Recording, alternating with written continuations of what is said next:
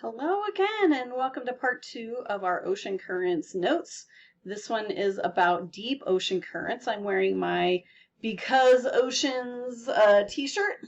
Swabat, students will be able to describe the relationship between temperature, salinity, and density. We're going to learn what salinity means for sure, and we're going to be able to talk about all of those things. All right, but first let's talk about what is the ocean made up of? Here's a little chart here, but water is H2O, right? Hydrogen and oxygen. And this is by mass, so how big, much that composition takes up in the ocean. And look, oxygen is for sure the biggest piece. And then we've got hydrogen here. And then we've got some other elements that we're going to talk about. The two other main elements are chlorine and sodium, and together those two elements make up a compound called sodium chloride, which is salt, basically table salt is made up of those two things, so sodium chloride. So we all know, if we've ever been to the ocean, that the water is salty, and the sodium and chlorine, or sodium chloride, is what makes the ocean salty. So after that, I've got a little other graph that shows like this little tiny percentage up here of other, but we've got after chloride and sodium, we've got magnesium in the yellow, sulfur, which is 3.7%, calcium, which is 1.2%, and then we've got some other things there. So by and large, we've got oxygen, hydrogen, then sodium and chloride, and then we've got a few other things. So where did those minerals come from? How did all those minerals get into the ocean? And basically, when rain falls on the land, it breaks up rocks and transports those minerals to the ocean. So the ocean collects all of that salt and minerals that flow into it. All right, so rivers carry about 4 billion tons of dissolved salt into the ocean every year. That's a crazy amount. So are the oceans getting saltier? Do you wonder that? Have they gotten saltier over the millennia? And I think from the beginning of our planet, yes, they've gotten saltier, but as of right now, the oceans have remained the same amount of salt, which is 3.5% salt for the last 1.5 billion years. So some of the salt becomes sediment at the bottom. There's lots of other factors, like some animals use that salt to make shells, some animals digest the salt, et cetera, et cetera. So the ocean is not becoming saltier. Thank goodness. All right, so salinity. Salinity is the amount of dissolved salt in the water. So when we talk about the oceans, we talk about how much salinity is there. And basically that means how salty is it? So it's measured in parts per thousand. And the average salinity in a river is 0.5 parts per thousand. But here we've got a graph here. So let's look at this. So the light blue is 32 parts per thousand or less. And up to this really dark black or dark blue is 38 parts per thousand of salt. So the rivers obviously have way, way, way, way less salt than, it's like 0.5, so less than 1. And then we're talking about 32 to 38 part per thousands of salt. And so when we talk about salinity, it's like, how salty is it? So I want to talk about salinity and density. Salinity, or how salty it is, affects density. So water with more salt that has higher salinity is more dense. Water with lower salinity is less dense. So this is a photograph of somebody floating in the Great Salt Lake in Utah, and it has high salinity, so it has 28 parts per thousand, which is less than the ocean, but a lot more than normal fresh water. All right, temperature and density. So a density is affected by salinity, which we just talked about. The saltier it is, the more dense it is. But it's also affected by temperature. Water with colder temperature is more dense, so that means it sinks.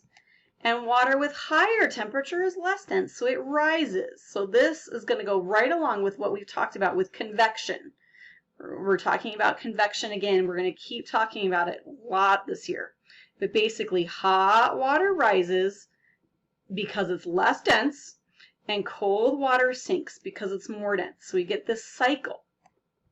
So convection in the ocean has warm water rising to the surface and cold water sinking deeper into the ocean. All right, so we talked about surface ocean currents in the last notes, and this is about deep ocean currents, and deep ocean currents have everything to do with density. So this is often called the global conveyor belt, the Great Ocean Conveyor Belt, the global conveyor belt, because it's a huge system of a deep ocean current, and that is formed by differences in salinity and temperature or density overall. So the coldest, saltiest water is the most dense, so it sinks to the bottom. And then we've got warmer water at the surface. So this current, I want you to think about for a second. I want you to think about Finding Nemo. And if you remember Finding Nemo, where they find the turtle, and they're in the East Australian Current, it kind of looks like a river in the ocean. That's what a deep ocean current is. So it's kind of like a river in the ocean, and it's pretty deep in the ocean. It's definitely not like the surface currents, which are based on wind. All right, so when water freezes, the salt doesn't freeze with it. So very cold and salty water is left near the poles. The global conveyor belt starts here at the North Pole with that very cold, salty, dense water. And that starts this current going south. And then it splits into two parts. And eventually it gets pushed up to a little bit higher up in the ocean, where it becomes warmer and goes back around, and it sinks with that very cold, dense, salty water near the North Pole again. So these currents also help regulate temperatures around the world. They're often like surface currents now. We don't notice it as much because it's not on the surface.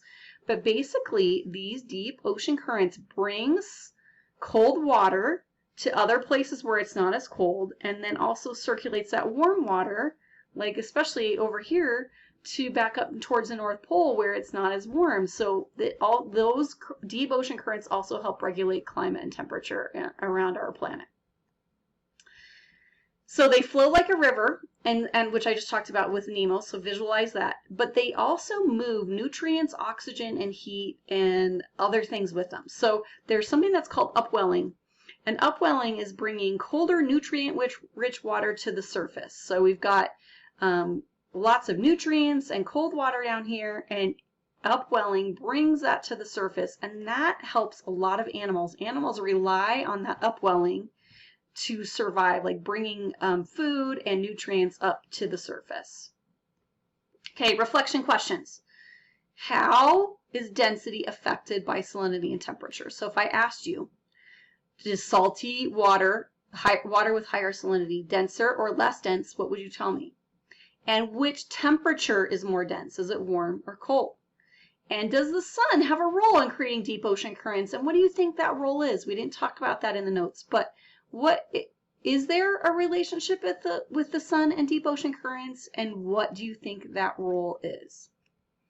I've got two memes for you today. One is about shark tears, and the other one is about being salty. So I hope you guys enjoyed these notes about deep ocean currents, and I will see you soon, and science still rocks.